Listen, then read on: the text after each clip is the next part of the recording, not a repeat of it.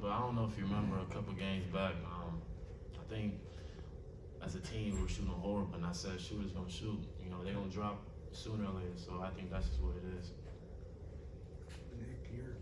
Nick, you're shooting 70% from three-point range this season. You Yeah. didn't make a single one for your first 3 years of your career. How have you developed that shot? I don't. It's hard. It's like in high school I used to shoot like threes and stuff, you know, and like I was kind of considered a shooter, I guess, in high school. And then I mean, I guess that like stroke never like left or anything like that. I just kind of like put in work and stuff like that and just stay confident. You know, and I think that's just like about as much. And like now that my role has changed a little bit, me playing more of the four, you know, with Big O in there and Isaiah.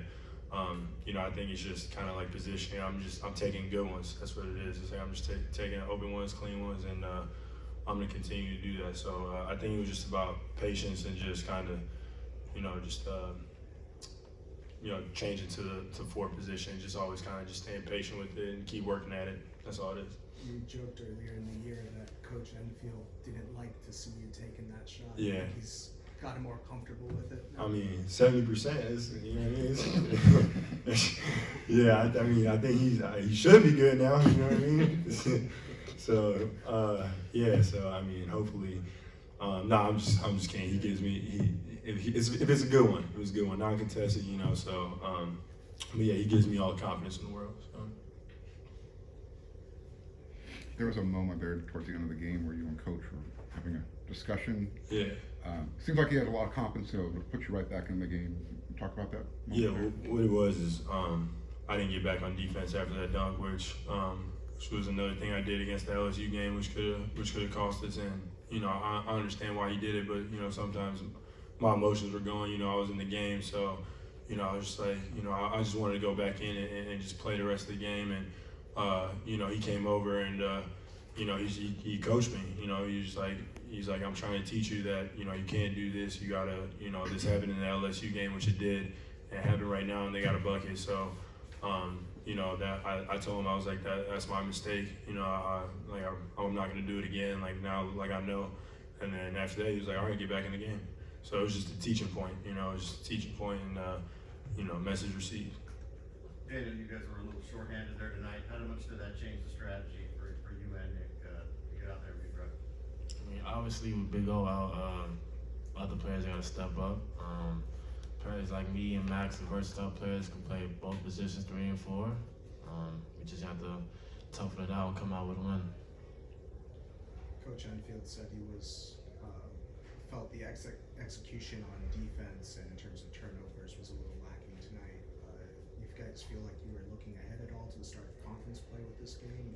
Or what led to that? I don't really think that we weren't looking ahead or anything like that. You know, it's just kind of, you know, we were shorthanded with, you know, I was an exceptional player, and you know, we missed his presence down low, and you know, obviously his defensive presence as well. You know, with him blocking shots and just altering them. You know, and you know, us missing out that size. You know, that hurt us at times. You know, I think they had a lot of offensive rebounds, which you know can't happen when we, you know, go into conference. You know, second chance points, things like that. But yeah, I don't think we were looking ahead. It was just, you know, we were a little shorthanded today, and you know, it was just kind of a game that we knew we had to come into and just knock this one out before we start thinking about anything else. So now that we finished the game and won the game, now we could focus about starting the conference. How do you feel like you guys are playing heading into conference play? I think we're good. I think we're doing good. You know, obviously, like I said, you know, we're better with Big O out there, obviously. But you know, I think that the freshmen, they're playing exceptionally well. Max came off the bench. He gave us, you know, great production. I think that each game they get more experience, and then you know, with Daniel, you know, he's just staying consistent with his shot. You know, we tell him to keep shooting because shooters shoot. So you know, everybody's just kind of, you know, it's more fluid now. I feel like, you know, people are just starting to believe in the team, and we're playing together, and now guys are getting more experience than some of the younger guys, and you know, I think that we're just flowing a little bit better. Is there anything that needs to be said to the freshmen just about what it means to start conference play? You know, just kind of stay focused, you know, stay locked in, you know, just, you know, you're they're doing all the right things. You know, they're going to grow, they're going to continue to grow and learn. But you know, going into conference, you know, you got a lot of games on the road and things like that. It's a busy schedule, and you know, you're playing against, you know, top 25 teams in the country, and it gets packed. You know, so it's all about, you know, staying composed. You know, it's just, you know, it's every game is a learning point. You know, no matter what, if it's good or bad. You know, so I think that, you know, just keeping our composure and, you know, keeping our discipline and just playing together is the biggest thing for me. You know, I think that just when guys go out there and we play unselfish and there's energy behind the ball, and you know, when Dan makes a shot, we all cheer and things like that. Like, it just makes the game more fluid for us, and you know, we just stick together. You know, I think we're as good as any team in the Pac-12, and that's my honest opinion.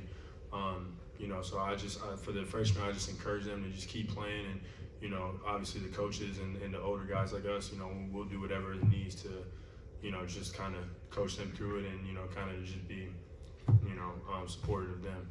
Are there any guys, younger guys that you've seen at the beginning of the year, practices in games that you know, might be close to breaking out at some point?